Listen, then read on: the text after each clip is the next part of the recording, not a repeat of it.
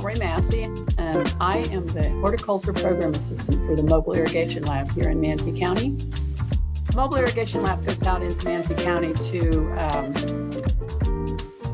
offer free irrigation and landscape evaluation for people that have in-ground irrigation systems with a controller that they control and can make changes on. For some of the people, there is a program that allows it to have a rebate help with making changes or repairs or things like that. But you have to, there's certain qualifications you have to meet to be able to do that. The rebate program, there's 9,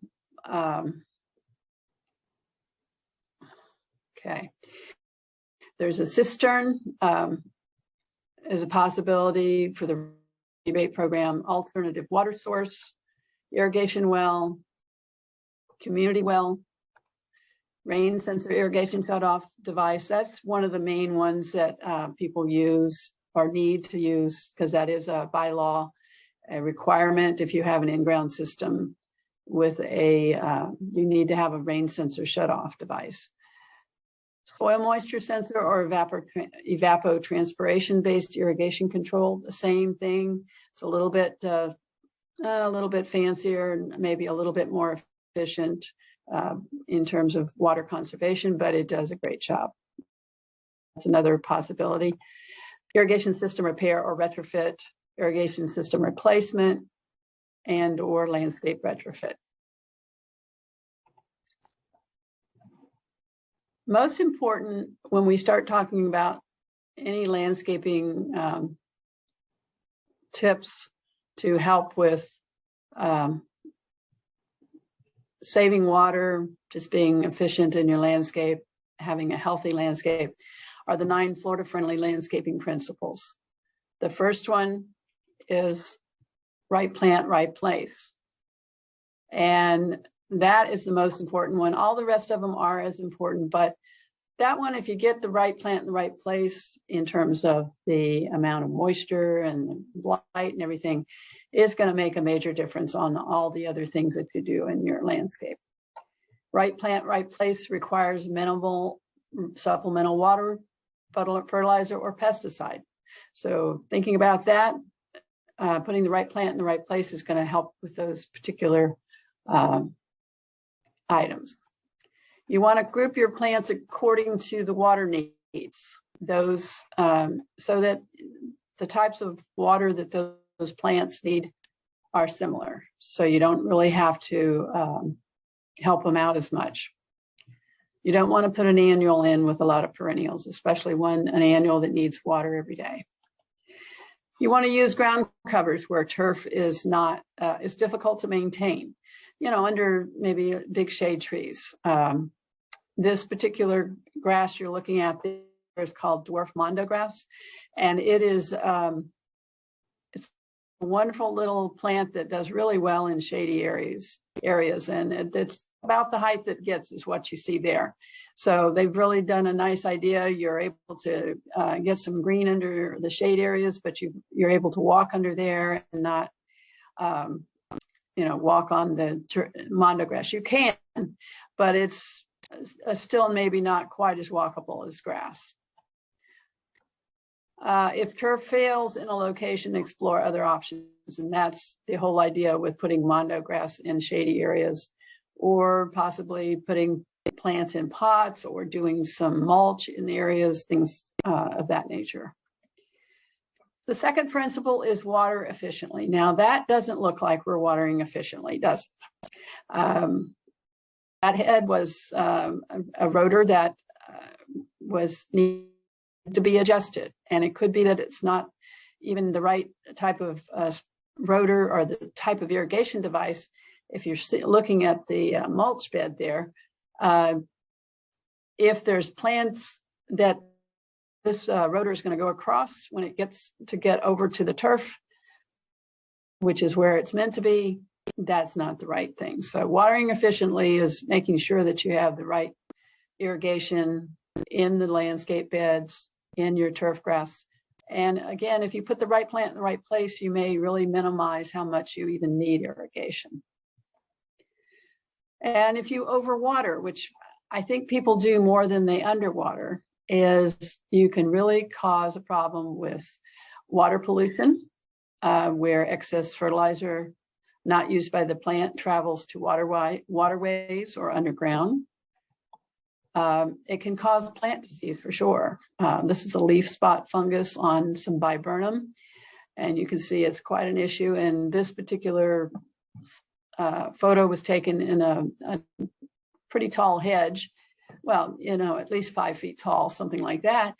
And it had spray heads that were even above the hedge and spraying on the, adding so much excess moisture in the middle of the night or early morning when it's being used to irrigate, and causing this environment for fungus.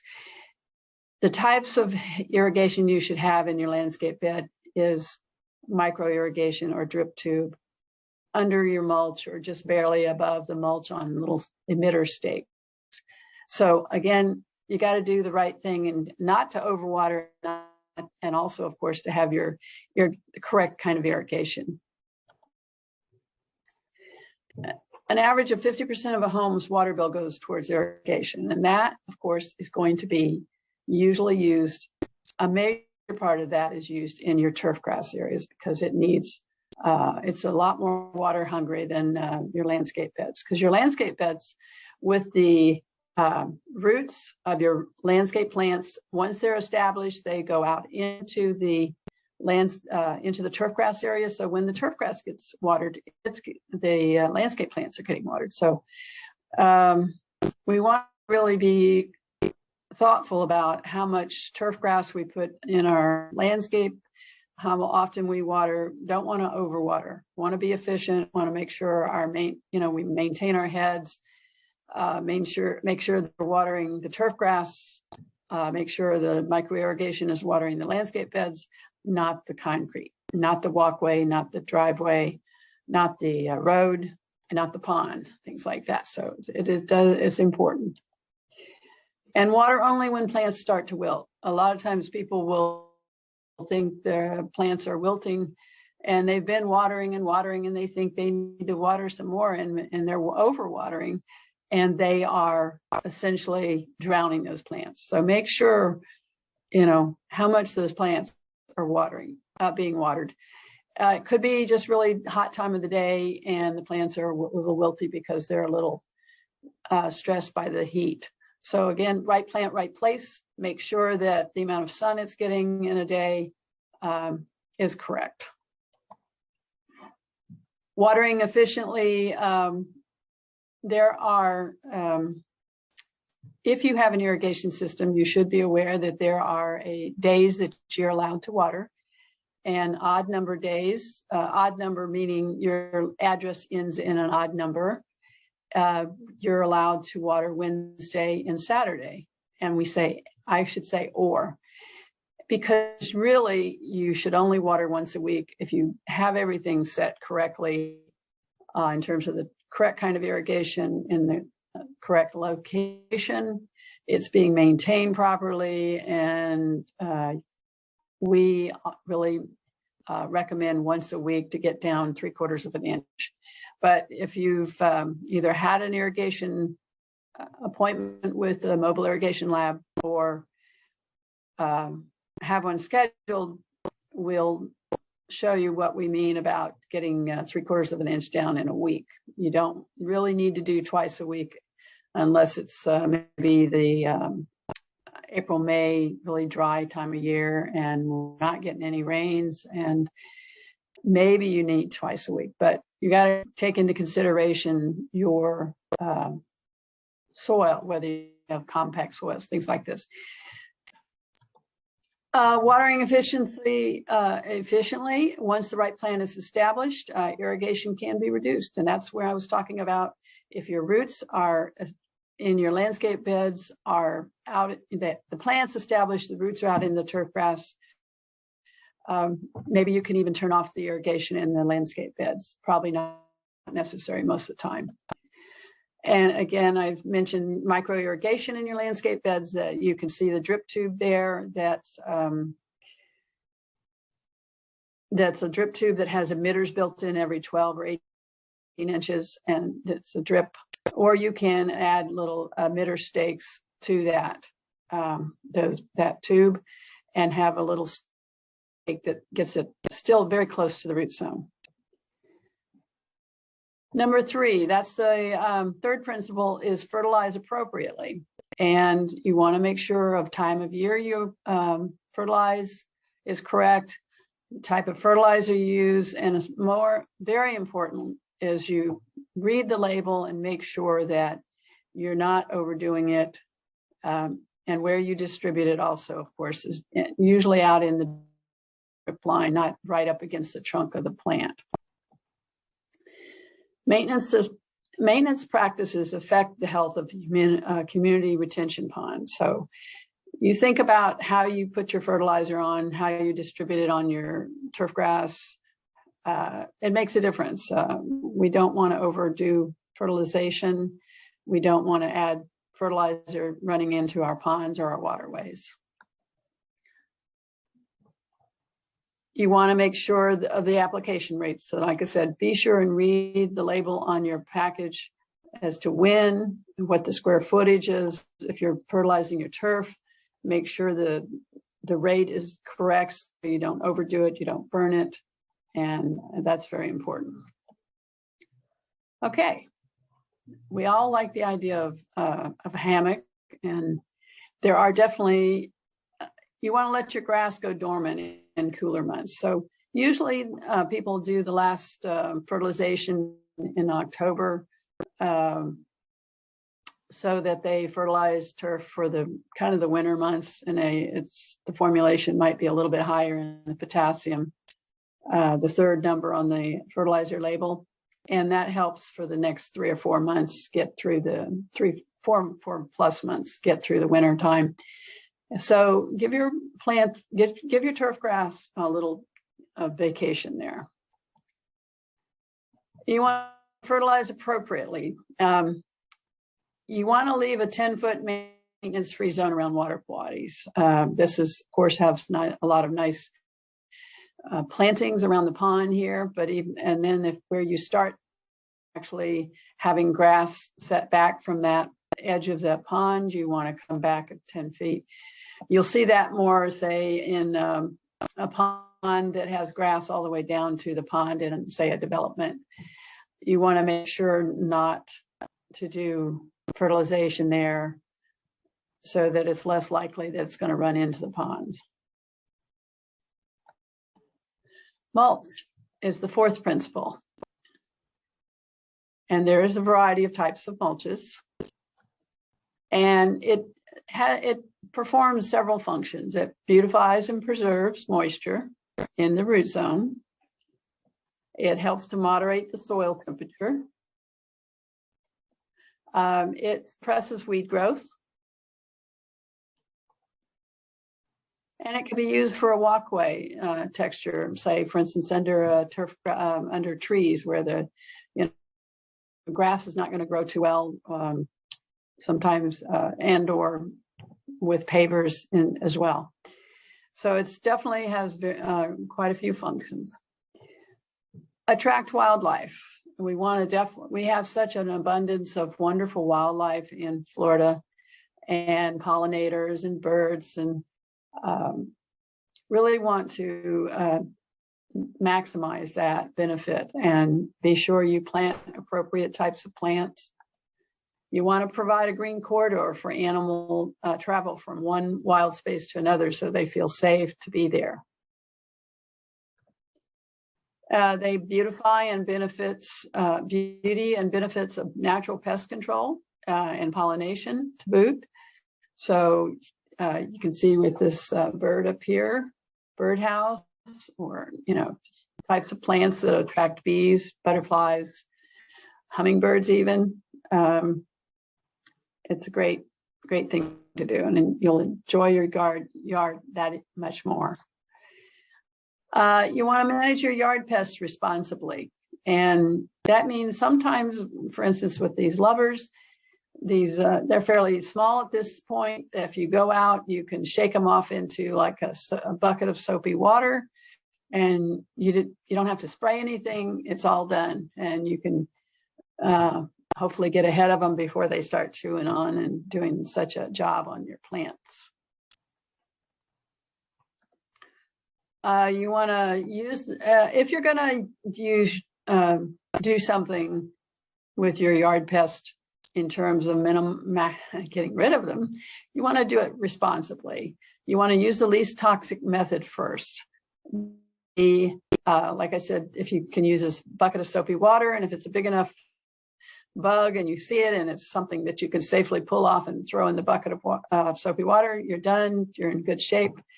But if you're not, if you can't do it quite like that because it's a smaller type of insect or yard pest, you can use integrated pest management. And that is something that, that is something that we will go to a little bit later. It's you can use like a soapy water spray even or a horticultural soap that you can buy in the store, and you can spray the plants. There's certain pesticides that are used, for instance, on the caterpillar that just affect the caterpillar. It's BT, Bacillus thuringiensis, that affects them in their gut, and they die in a couple of days. So it's sprayed by contact that they are affected, and it's again, figure out what's there, figure out whether it's what to do, whether you can do it with soapy water, dropping the bug into the soapy water, or whether you need to use something else further. Number 7 is recycle your yard waste. You want to you can save money on fertilizer, on mulch, and waste disposal. And you can turn that crank, get that compost going, or you can do it in a variety of ways. You can use grass leaves or grass clippings for your mulch. Number 8, reduce stormwater runoff. Runoff causes fertilizer, pesticide, oil, and other materials into the surfaces and groundwater and contributes to pollution. So we really want to think about how we divert water, stormwater runoff, so that it stays. If it goes down into the grass areas, it will, keep it on side. It'll help perk down through the soil. It'll filter it and it'll just be better for our waterways. And again, protect the waterfront maintenance-free zone of at least 10 feet. And I mentioned that earlier, and that's usually the HOAs are going to be doing whatever needs to be done for that. So you should try to protect the waterfront by not encroaching on that area. Keep the grass clippings from washing into storm drains and water bodies. If you do your own grass, mowing your grass, and it goes out onto your sidewalk, if you mulch it with if you mow it with a mulching blade, you can put those grass clippings right back on your lawn, and it will actually be part of your fertilization regime.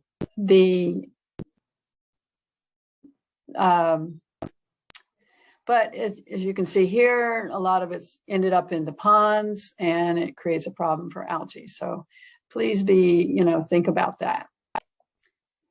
So we're going to move on to things about maintenance with your irrigation, mulch, weed, landscape beds, fertilizer, a lot of information, good information.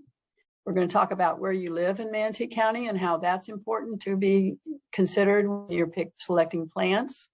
We're going to be talking about design tips, curb appeal, as to how you landscape your front yards, especially landscape pitfalls, types of hardscape materials that you can use in your landscaping, and plant selection and purchase and a planting period. So let's get started with that. 3 basic ways to irrigate. I think I've mentioned some of those already, and there are spray heads, which are stationary. They do 1 to 2 gallons per minute. Rotors, which go back and forth. They're 2 to 3 gallons per minute. And again, it depends on whether these usually can be anywhere from, well, they can even be adjusted to maybe a smaller arc, maybe 45 degrees, all the way up to 360 to apply to your landscape turf grass areas. And again, that's the only place those types of heads should be used, is in the turf grass.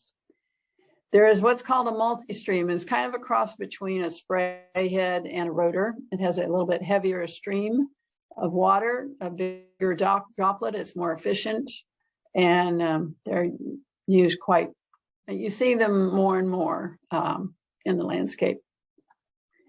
There's the micro irrigation that I talked about earlier. You can see where the emitter is coming out. That's the emitter is built inside the tube, and you can also make a hole and put in a little spaghetti tube so that you can, the spaghetti tube is the little piece that comes off here off of this stake, and that you can see where the spaghetti tube is plugged into a what we call a bigger poly tube or things like that. So these are the types, these bottom 3 are the type of head that you would use, or irrigation for your landscape beds. They're much lower volume. They're meant to be slow, put the right amount of moisture into your landscape bed. Yeah, quite often we see micro irrigations. Sometimes that is, they have not put a inline pressure reducing part. And so the little emitter heads pop off and you have this little tiny stream going up. So you want to make sure that you have the right kind of distribution device properly installed in your landscape beds. And of course, either the spray head or the turf rotor in the turf grass. Lawn areas should be irrigated separately from landscape beds. Lawns require 2 to 3.5 times more water. So you see why it's just with that figure there. Think about the fact that it takes that much more water for turf grass compared to your landscape beds. You want to think about what amount of grass that you have in your landscape. Maybe you want to do other things that are for other uses in your landscape, and you might decide to minimize or reduce some of the amount of turf grass in your landscape. Shrub bed zone, you can see where the shrubs are in the mulched area as opposed to the grass zone. Okay, you want to apply mulch about 3 inches deep, but keep 3 to 5 inches away from stems and trunks to make sure you don't want to create a moisture lock there. So you want to make sure there's some airflow around there and not have a problem with stem or root rot.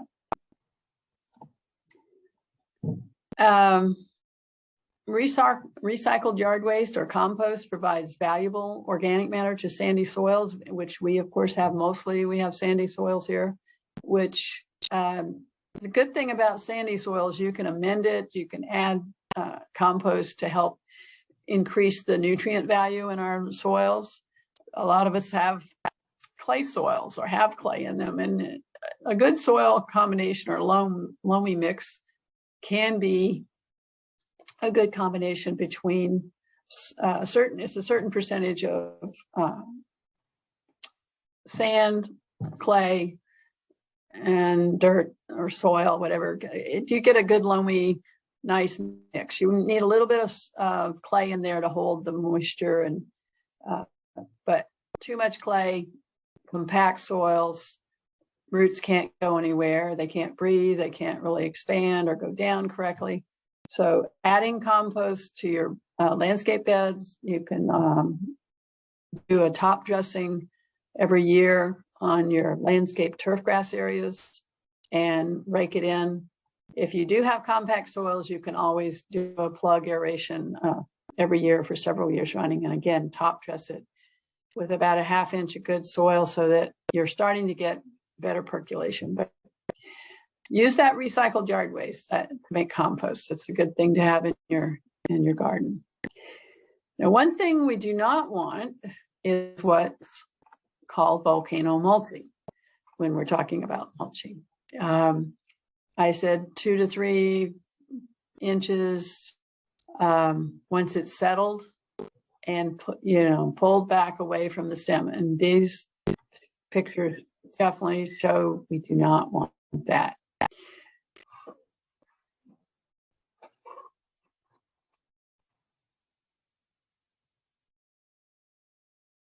Okay.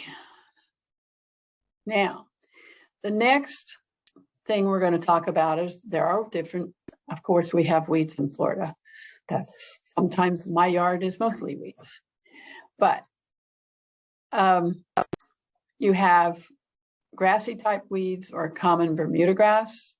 You have a water, this is called dollarweed. And the reason that actually is an indicator plant for me when I'm out in someone's landscape doing an evaluation, because that tells me they're watering too much, or they have compact soils and it happens to be in an area where maybe it's down in the bottom of the swale and their neighbor and them, plus the compact soils and where the water goes and flows to, that's creating an environment that the dollarweed likes to live in. But I've definitely used that as an indicator that the irrigation times are too long and too often. Sedges is another one that is also a plant that tells me that there's been doing, the irrigation has been being used too much, because it's a plant that is likes more moisture. So what can we do with weeds? You can pull or spot treat early. Don't let weeds spread their seeds. That makes a major difference. Mulch landscape beds 3 to 4 inches deep. Selective herbicides are available for some situations. It depends on what it is that you're trying to, trying to deal with. And worst case scenario is you kill everything and start over. That's, just the options. So there is an online weed identification website that's pretty cool. If you click on this, it'll take you to a website that is actually helps you identify weeds via color of the leaf, the flower. It's pretty handy and useful. It's pretty effective. So why do we prune trees? And this applies mostly to shrubs as well. You want to improve a plant's health. Plants, you want to control growth.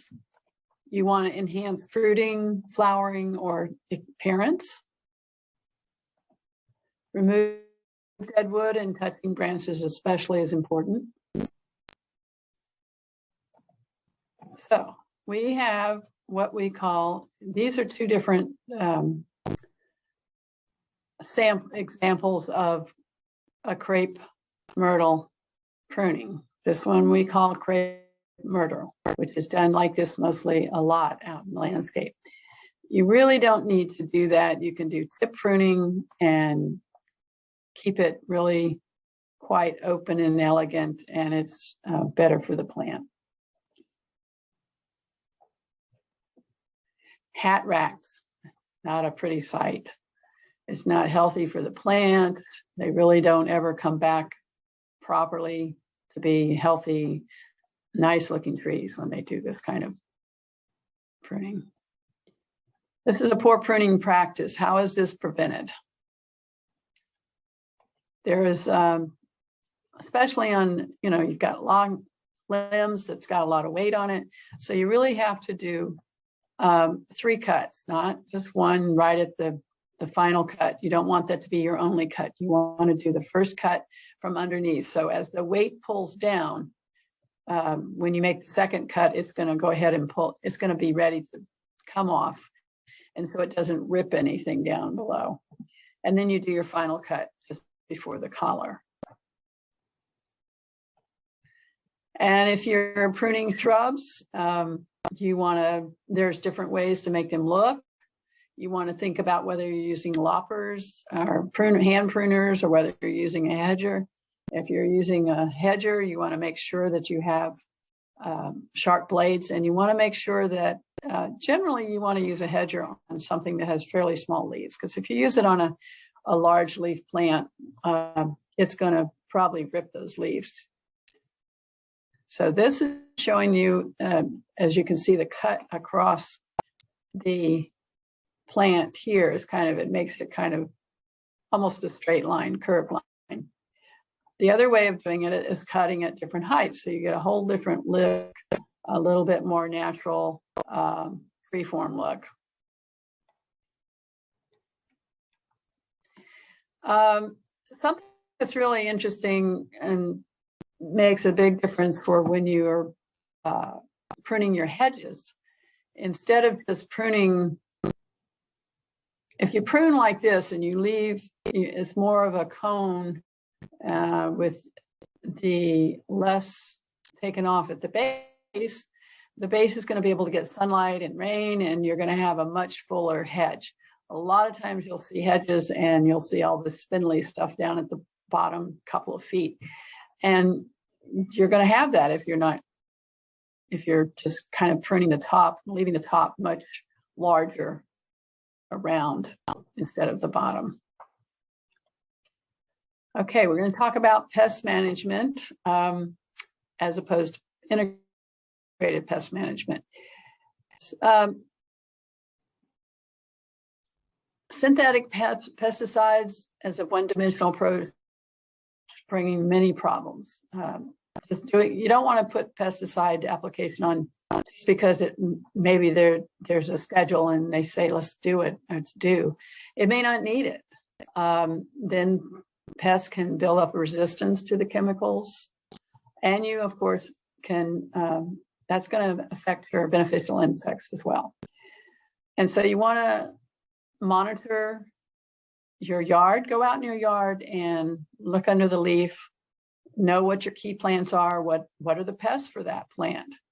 And go out there, enjoy your yard, and look around, look underneath the leaf. You want to distinguish between the good bugs and the bad bugs. Sometimes you just have good bugs and you think you have bad bugs. So you got a ladybug, and that's great. They're eating the aphids. And those little guys, the aphids come in a lot of different colors. And boy, sometimes if you watch them closely, they're just all moving around really fast. And they almost like have this movement together every little bit. It's kind of bizarre. Like I said, go out in your yard and routinely look for signs of trouble, yellowing or browning leaves, spots or chewed holes in leaves, things like that. You want to look underneath the leaf where you're going to find the insect. The mealybug destroyer is here on the upper left. Now it looks kind of like, if you maybe reduce that down in size, it might look like a mealybug, which is kind of white and fuzzy, but that is actually a good bug. And then this is a ladybug larva in the middle. So a good thing to do is make sure of whether you have good bugs, bad bugs before you start spraying anything. And if you do, try to use a more least toxic method. Now, diagnosing rust, mildews, leaf spot, and dieback disease of ornamental plants is not easy, because you could have a problem with excess water. Plants suffer less when they're too dry than too wet. Perk test for soil drainage, that's something that you can do to figure out whether, what your issue is with, or whether you have a problem with your soil. Do you use reclaimed water? Are you on a well? Are you in the coastal environment? That could be something to do with salinity in your soil or in your water. Nutrient deficiencies. Certain plants really prefer to have to be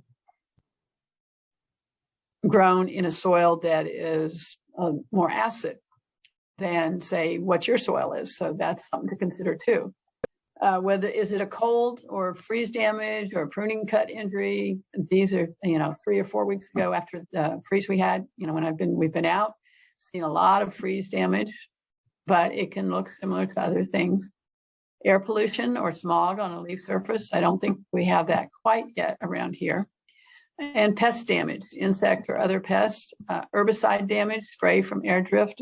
Definitely, if you're going to spray something with an herbicide, very maybe small area in your yard, be sure you don't have a lot of wind going on, because that can drift in the air and land on another plant, on a plant that you didn't want, to do anything to, and you've killed that too. So you think about, these are all possibilities to consider. Now this plant, this leaf here, compared to that, does anyone know which is which, what they are? Okay, if you want to put the questions and answers in the chat. And if you don't know, that's okay too. Okay, the one on the left is a rust fungus. You see that quite often in the summertime. You'll see it on plumeria leaves if they've gotten excess moisture from even irrigation on them. And the one on the right is a leaf spot fungus on a rose leaf. So kind of similar, but definitely hard to diagnose sometimes what the issue is. And if you have something in your yard that is on a leaf, or you have a question about something on a tree, if you can bring a sample in a Ziploc bag of what the question is about, you can bring it to our plant clinic. Our Master Gardener Plant Clinic is open Monday, Tuesday, Thursday, Friday, 9 to 4. And they are a wonderful resource and can help you out so that you can know, learn what your problem may be. So you want to try, if you go into buy plants, there will be labels quite often on a plant that'll tell you whether it's a disease resistant or pest resistant variety. That can help you definitely have less issues to deal with in your plants in your yard. This one here on the right is the sun patient. The regular traditional impatient that you see down at the bottom here on the right, that one really has a problem with downy mildew, and they really cut back on how much they were producing regular impatiens probably 10 years ago, because they were having such an issue with the downy mildew, and they came out with the sun patients, maybe even longer than that. But the sun patients do not have near the issue. Now, we definitely have these in Florida, don't we? We have carrotwood trees. You'll see them. Sometimes you'll see a small little, maybe a foot or 2 foot high seedling. And if you see that leaf and you know it's a carrotwood invasive plant, you definitely want to get it out, because it becomes a huge tree. And the berries come on the tree, and the birds eat them, and then they just go deposit those berries somewhere else, and they just keep spreading. So you want to definitely, it'll help you to keep track of what's in your yard if you see that kind of thing pop up, or get it out by the root. Now, golden pothos, it starts as a small plant in a nice nursery little pot, and you bring it home, and maybe you put it on still in the pot maybe, but it's on the ground, and the leaf or the stem falls over and it roots in the ground, and then it continues and it goes up and it becomes huge. So it's to really want to pay attention to where you're putting what kind of plant, and realizing that it's going to impact your shrubs and trees. And the rest of what we want to be growing in Florida friendly landscaping with either native plants or the Florida friendly plants. Brazilian pepper, we have it everywhere, of course. And if you see a little leaf, get it out when it's small, because it can become a huge plant. actually a tree. Mother-in-law's tongue. This is a beautiful plant. A lot of times, again, you'll find it in a nursery in a pot. You'll bring it home. Maybe you'll keep it in the pot. If you do that, fine, that's great. Don't, keep it in a pot that it can't do anything. Don't put it in the ground. And if you do see it, I would recommend you remove it, because it is a very aggressive grower and it will take up a lot of space and push out other things. Air potato. And this has got Asian beetles on there. And what they do is really cool is that once a year we have Asian beetles, I believe, here that you can sign up and get, if you know for sure that you have air potato in your landscape somewhere, you can get some of these Asian beetles and put them on that plant and they will chew it up. So it is something that definitely works. So if you want to know about that, because you know you have some air potato, you can let us, you can ask us when the next time will be coming up.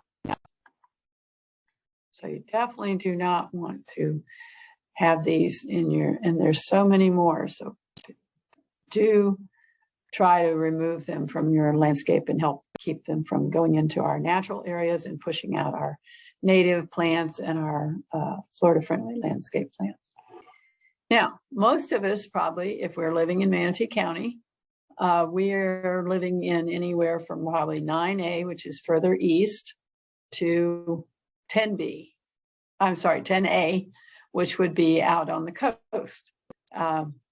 And so why we want to know that is whether or not when we select plants, we want to make sure we're selecting plants that are hardy, going to be cold hardy in our zone.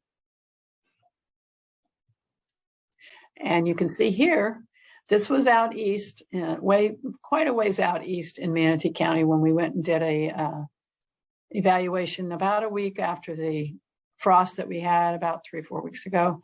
And you can see that the Clusia plant here, it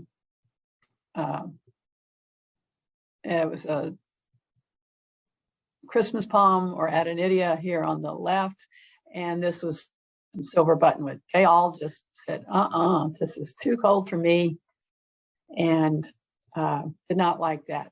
And these people had had a huge amount of landscaping in their yard the previous year, or maybe 8-9 months prior. And we don't get a lot of frost in Manatee County, but definitely we do. And the further east you are, you got to think about what's going to be able to handle the coldest possible temperatures. And so when you have something like that, you can cut it back after the first or second week in March, and then it should see what plants will come back. Palm trees, you may want to wait a little while before you see whether or not it really whether that one died. Palm trees take a little bit of while to make sure that which way they're going to go. And what kind of soil do you have? This is showing the beginnings of a development. They were digging out the pond, or digging a pond so that they could take that soil that was in there, digging down further.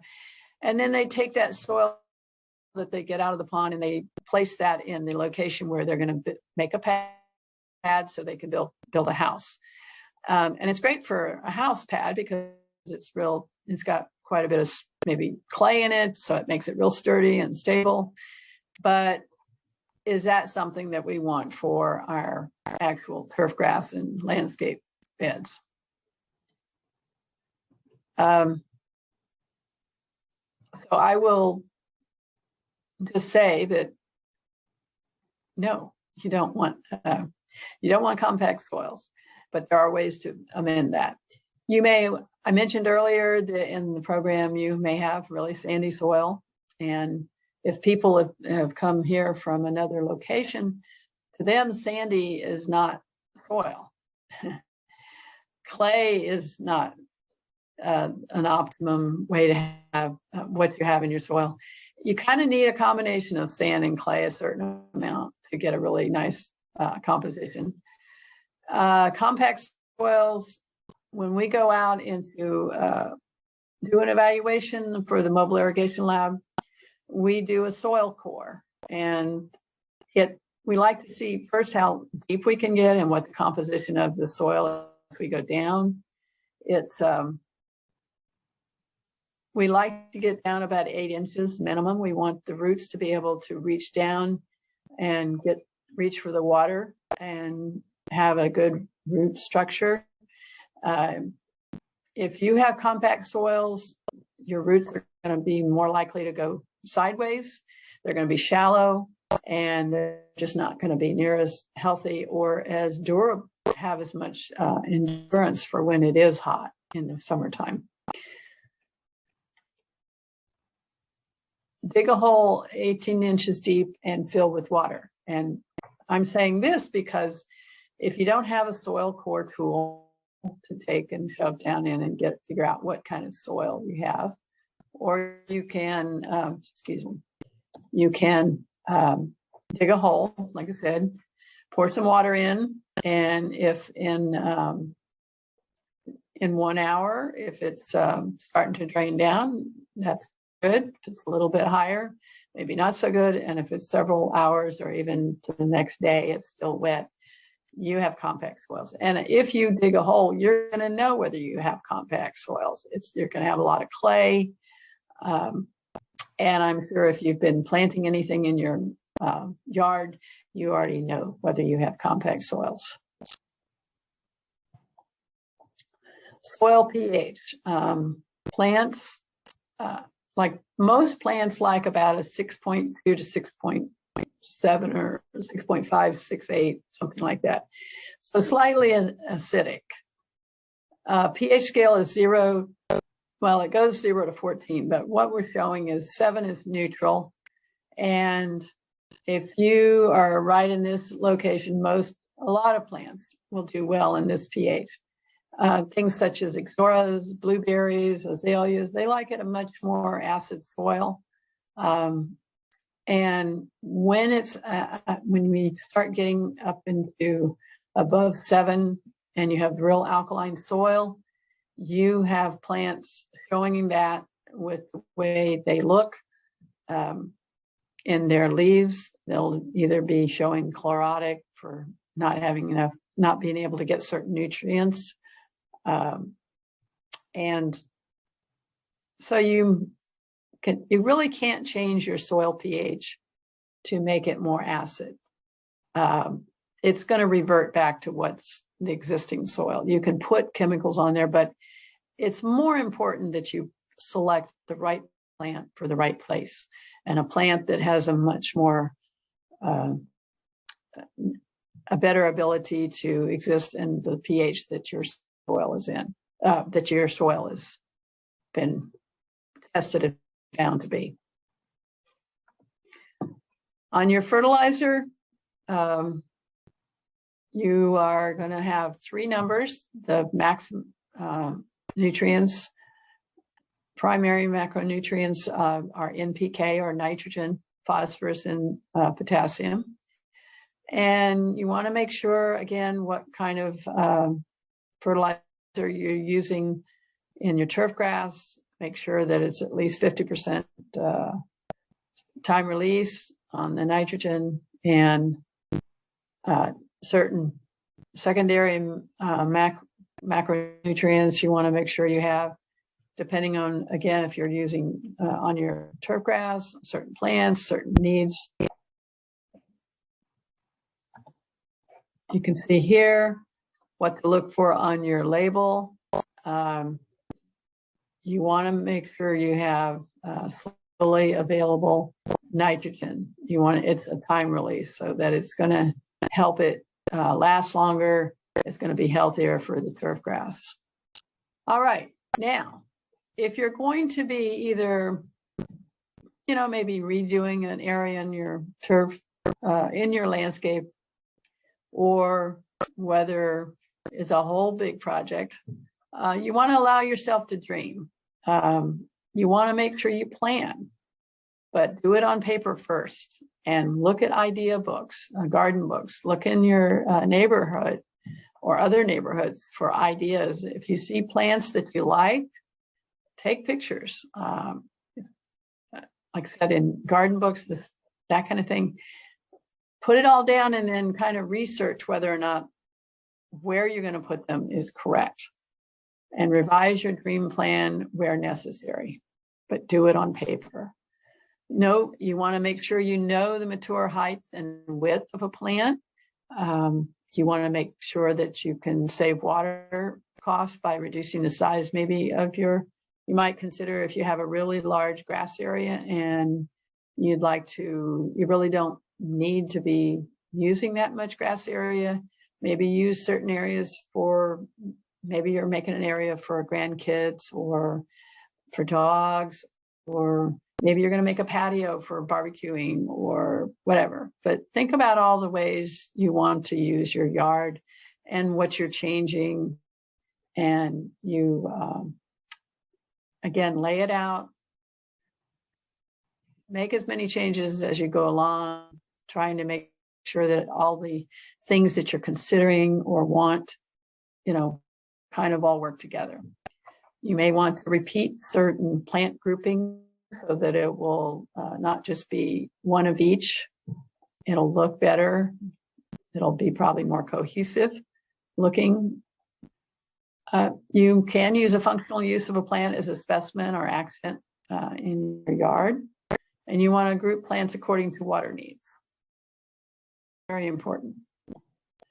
You want to assess the property, work with what you have. So again, rough sketch. Note what you have existing. Do you have a problem with the drainage spot? Do you have irrigation lines overhead? Because if you put a tree under there that is going to get taller, it's going to grow into those power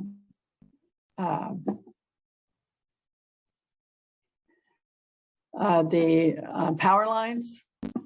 Do you have, I'm sorry, go back. Want to make sure where your irrigation lines are, and are you going to need to change where they are? You want to make sure where your electrical lines are, your overhead electrical lines, because if you have a plant that's going to grow taller for its mature size into those electrical lines, you're going to have to either keep pruning that plant, or if it happens to be a palm tree, you can't really prune it like you would a shrub. So you would have to remove it or relocate it. So think about all those things, where things are going to go, where the light is. So again, erase mistakes on paper, not on installation. It'll save you money, frustration, and you'll have a better visualization of what your end product will be. You want to think about how is your house located? What kind of sun does it get in the summertime? The most sun, let's say your southwest corner is the hottest area. Do you have plants, maybe like a bougainvillea, that can handle 10 hours of sun and likes that in that location? But maybe things that like just maybe 5 or 6 hours of sun, think about where they should be, maybe more on the northwest corner, where it'll get shade in the morning and might get some sun in the afternoon. So you got to think about that. You want to think about summertime, wintertime, how that changes, where the sun hits, how close are your neighbors' homes. If they're going to actually, their home is going to block the sun unless it's just right overhead on some sides of your home, that's a consideration. So think about that too. And how are you going to use your yard? Are you going to, is it like I said, for kids or grandkids that you want to have some space for them to run around?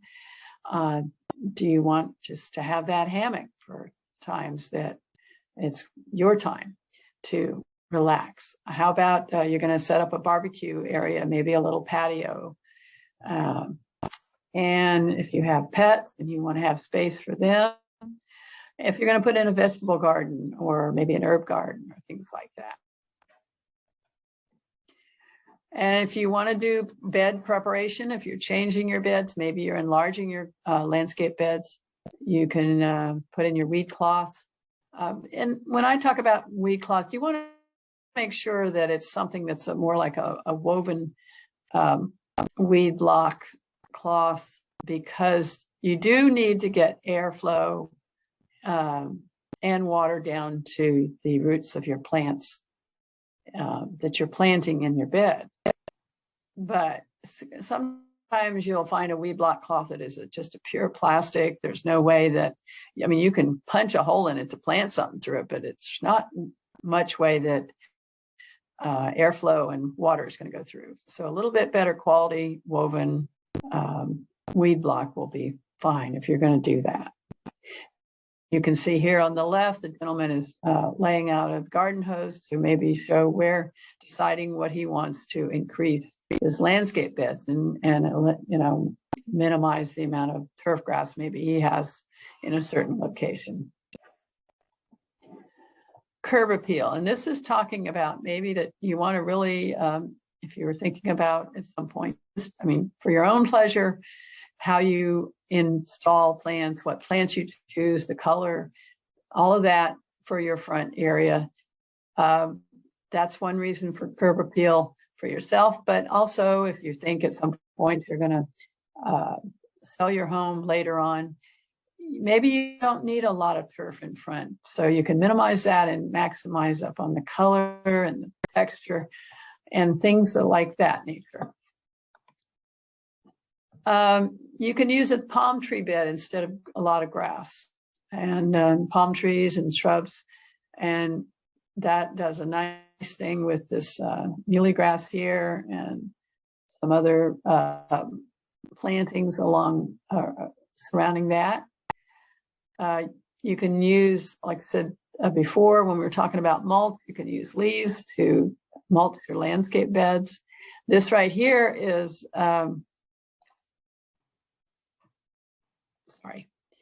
this Boston fern landscape bed protects tree trunk from string trimmer damage. And you want to, those are considerations for what you're doing in your yard in terms of grass and plantings around trees and things.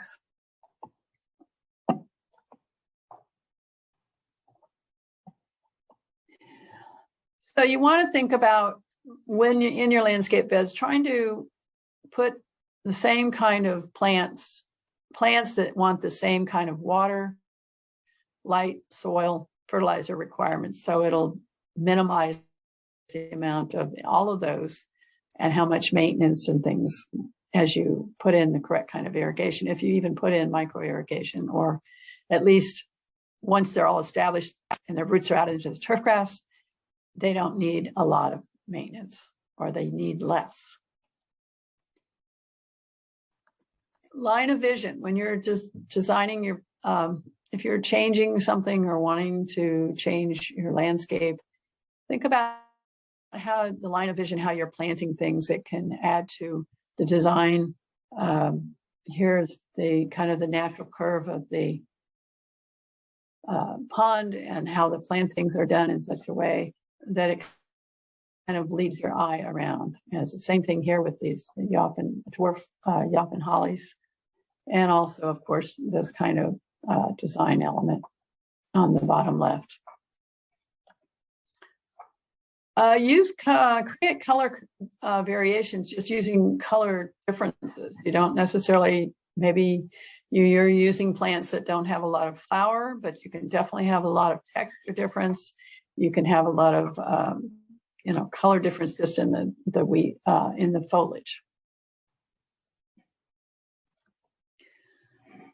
You want to think about your plant placement in your yard, and depending on the size of the yard as to how much you can do with planting of trees, because you want to make sure you're not using too large a tree if you have a small yard, or planting a tree too close to your driveway or sidewalk because of possible roots as the tree grows and matures.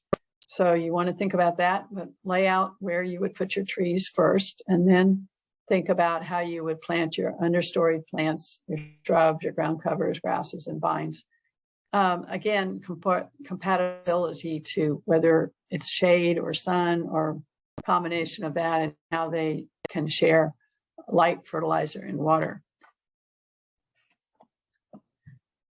Trees anchor a design. They can connect random beds as restful to the eye. Okay, we're going to talk about landscape pitfalls.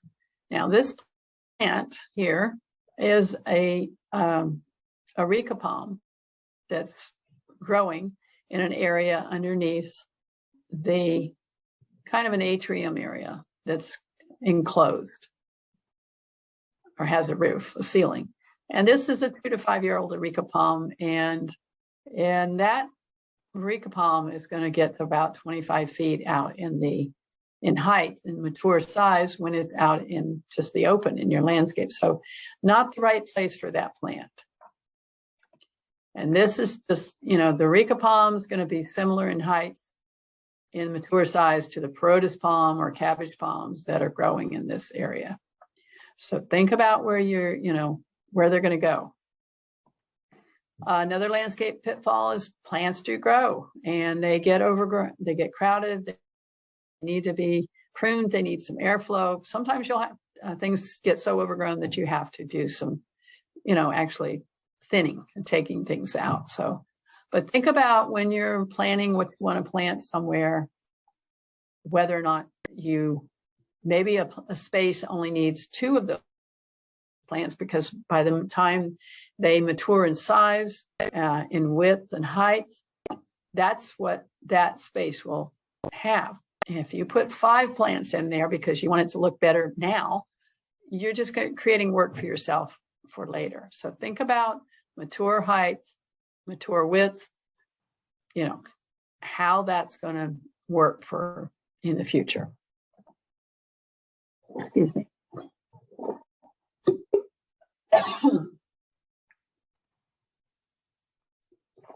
Okay.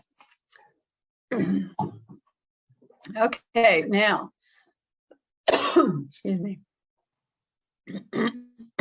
Narrow strips of grass. And what we're talking about is less than 4 feet wide.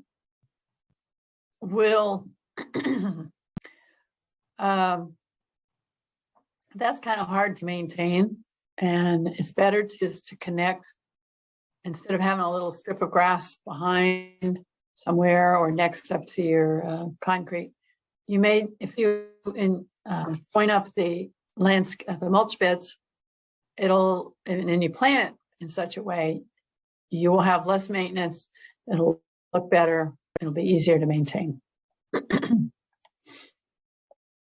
Now you might want to convert an area. Maybe there's grass over here and that's doing fine. It's big enough, wide enough, but maybe you want to cut down on your maintenance. You could do some more plantings in there, or maybe these are plantings that as they mature and you maybe put in a few taller shrubs, such as here, you put in a walkway and you still have a lot of wonderful plantings and landscape beds and wonderful feeling in your garden, but a little bit less money used to use in that, irrigate that turf grass area. Now, here's a difficult area. This necklace pod shrub, as you can see, you're going to have to continually trim that to keep it from going up into underneath your eave of your home. And when we were looking further, before, when we were looking at areca palm that was underneath that little atrium ceiling, with this type of plant, with the necklace pod, you can trim it, but it's just an ongoing thing that you're going to have to do because of where it's been planted. The other thing, though, with the areca palm, it keeps growing, and if you do this with a palm tree, it's the wrong way to prune a palm tree. So you really don't, on something where you've got an inner ceiling or a set-in area for planter, but you've got a ceiling, especially for palm tree, it's not the correct location for it to be planted. And here you're just increasing the amount of pruning you're doing because it's maybe not the right plant for that place. Now, these areas that we're looking at here, maybe this area here on the top right is kind of a seasonably wet area. So putting in the pavers was a good way to be able to walk around there during that time. The rock here next to the side of the structure helps when rainfall comes down. It doesn't maybe push the mulch out of the way, and it protects the structure from moisture up against the structure. So that's a possibility of why you would use the rock there. This is such a such a small width area for this foxtail fern that it's not going to be real happy. You can get moisture there, but the moisture may just stay there depending on your soil because it doesn't have a good way to drain, and you may maximize the problem with insects or disease. So again, think about right plant, right place, and all the things that go in to make that choice and decision of why it's the correct place or not.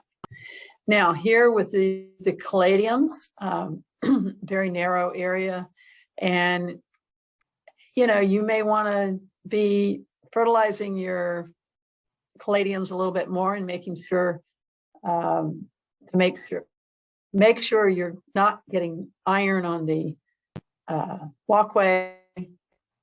So again, pretty narrow area for that kind of planting. So it might just be better to have a nice hardscape detail there. So let's talk about hardscape materials. There's a lot of things that can be, they're low maintenance. You want to make sure you have porous materials to allow water to return to the soil on your site. They can help create contrast or textures. And there's all kinds of things that you can use: pine bark and straw, landscape timbers, paver brick and concrete, artwork, ironwork, a lot of choices. You can use wash shell, turf block, use patio pavers, and again, use permeable pavers is good so that you keep your rain and moisture on your environment. It's good for you to have the moisture there, and it's good to make sure it's not running off into our waterways. So in this area where there's a poorly drained area, they decided just to use some rock. Now, we don't really promote using rock around your plants because it doesn't moderate the temperature and it doesn't retain the moisture well. But for instance, here, just an area that could be just being used, this little thin area beside the little rock wall, using that to, again, make a buffer before going into the grass areas. So this area here is not, again, not good drainage, or some people just decide up against the house to put in rocks, or septic stone is another thing, or a lava rock, things like that. Up against your structure, having rocks is not a bad thing at all. It's a good thing because you'll have better drainage, less possible problems with termites up beside your structure with a wood mulch.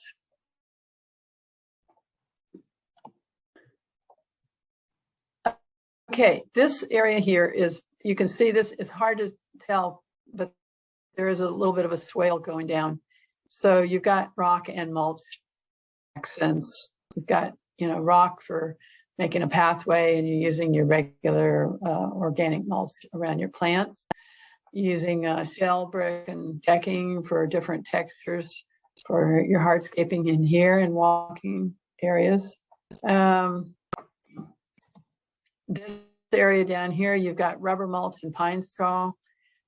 Again, it's like rocks. Rubber mulch is not a real, it's not a thing to be used under plants so much because it doesn't retain the moisture and it doesn't moderate the temperature. But right here, what it is it's up against the wall, so that allows some drainage through there. And then your pine straw is up against and underneath your plants. And here, just different textures, different color textures. Here, again, I've talked about having a rock bed 1.5 to 2 feet wide next to your structure, so it helps drainage and protects your structure better from moisture. But again, you've got a difference in color textures here as well for your design element. Gray stone will blend with concrete in the roof color. So here we're using something more like a mulch, or could be even a rubber mulch there, or rock.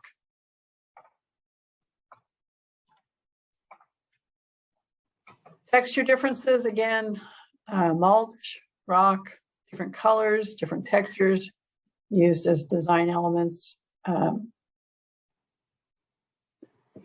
Turf block is a really nice porous material. We have it back in our back area of our building for parking areas. And so that's good for making sure it's not puddling, and it's also returning moisture or rain back into our landscape, into our location.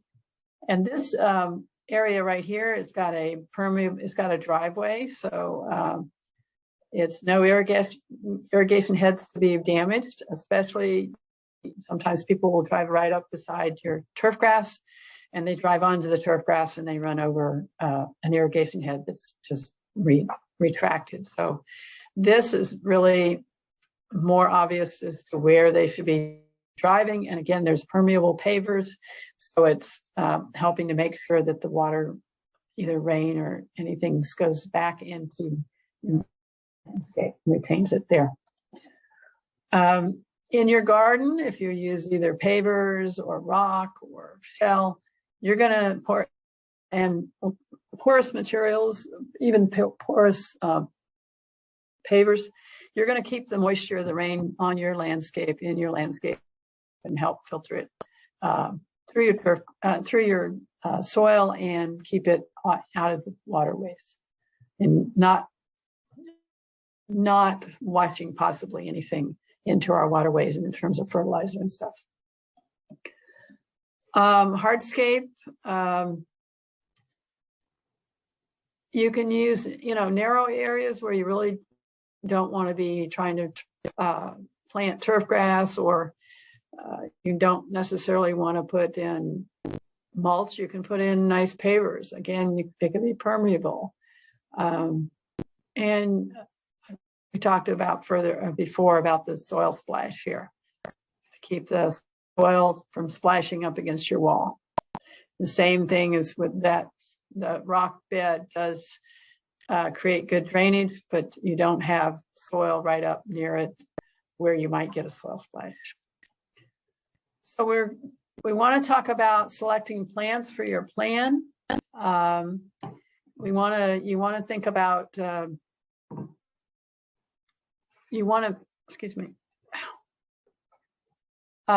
to make sure and use a scientific name when purchasing plants, because you may have different names for 2 different plants, but you want to make sure the correct plant by using the scientific name. You want to make sure of your height and width for mature size. Make sure it will be the right plant for once it reaches its mature size. Do you want evergreen or deciduous? Do you want a leaf drop? Do you want to have a leaf drop so that you have more sun in a location in the winter and more shade in the summertime?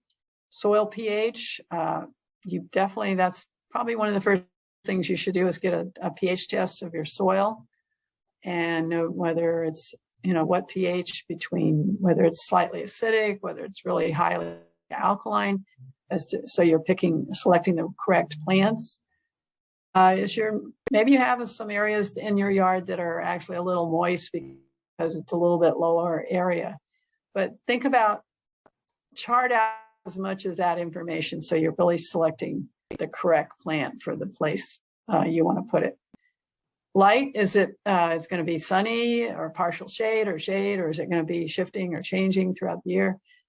Take all that into consideration. Growth rate, and whether it's a fast grower, moderate, or slow.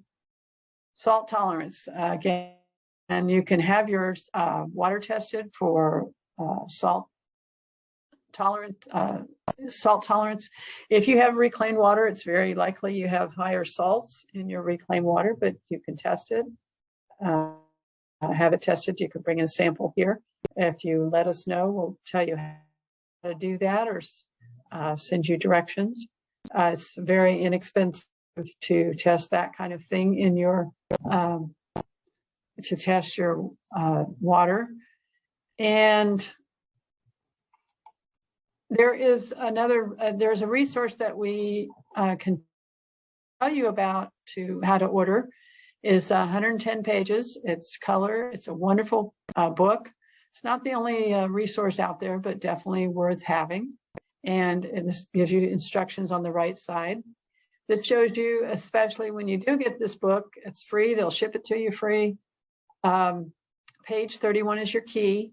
It shows you all the symbols, whether it's what temperature range, what light it likes, what kind of soil pH, whether it attracts wildlife, pollinators, things like that.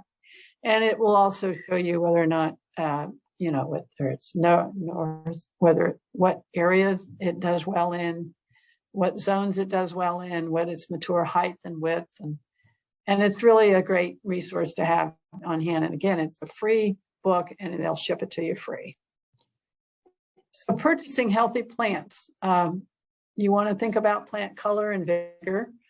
You want to have a well-developed root system. No weeds in the soil when you're looking at plants to buy. You want to make sure they're free of insects and disease.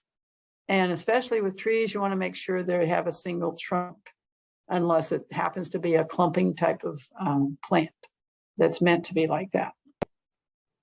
So, and the reason being is if you look at the one on the left, it's a much weaker plant or tree, so that when it does grow, it has a potential for not being as strong when it gets up in size and weight on those branches. Best quality trees have a dominant central leader or trunk to the top of the canopy. And so these are going to be the best ones here on the far right. And trees of lesser quality have 2 or more leaders. So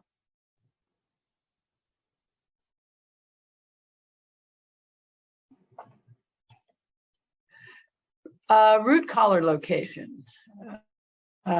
Topmost root that emerges from the trunk should be within 2 inches of the top surface of the root ball. And you want to make sure to check for circling roots and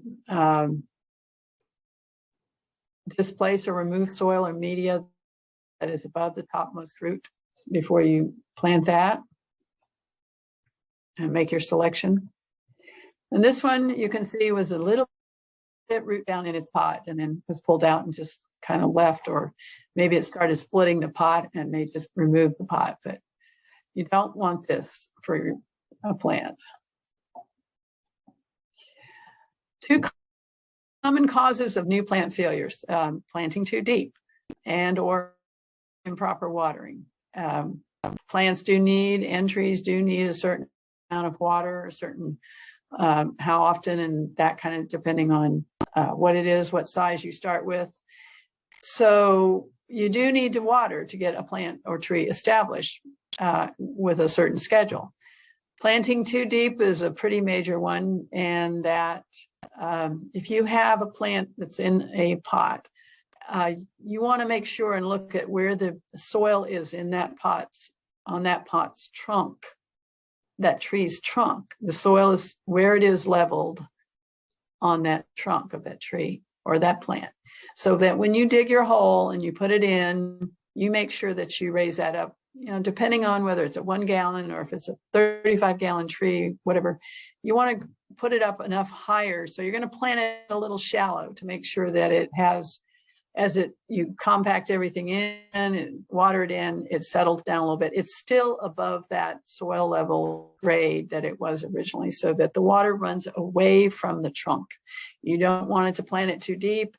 You're doing a couple different things. The water may run to the pot or to the trunk and sit there and cause a problem with root rot. You also don't want to do that, because you want to make sure that it's I'm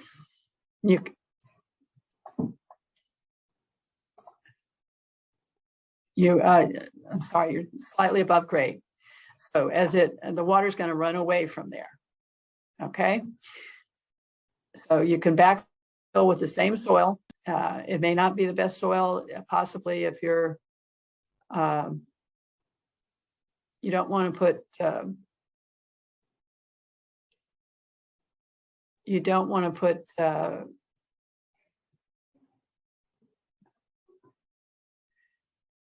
excuse me, you don't want to put soil on the top of the root ball right here.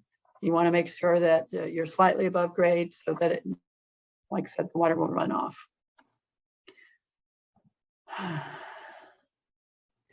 You want to make sure that you put in some water. I add in some water to make sure if there's any air pockets, to get rid of those.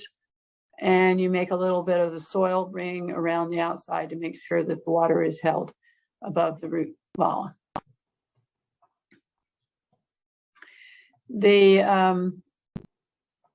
time for plant establishment, it depends again if, the size of you're starting with 1 gallon pot, it takes 6 months to establish approximately. 3 gallon pot, 1 year. Again, usually we'll say if your trees are planted and staked, within about a year, you can take the stakes off. You don't want to have any ties that go around the trees, to make sure they're not on there too long, so that the tree is starting to grow around that. So it's all very important to pay attention in terms of what length of time they've been planted and how often you're watering. As you can see, as you want to twice weekly for 2 to 3 months, a little bit more often until they're established. And then as you go bigger caliper, it's more often. And then greater than 4 inches, it's greater, longer length of time for twice weekly waterings. And depending on what zone you're in, it can take a certain amount of so many months per hardiness zones per inch of trunk caliper. So make sure that you're not overwatering, make sure you're not underwatering, make sure that you are planting it high enough so that it's still above soil grade, and those things will help you get the plants established. Thank you for attending, and you have a great day. And please come back and see us again, and keep an eye out on Eventbrite for what's upcoming in the way of webinars. Thank you.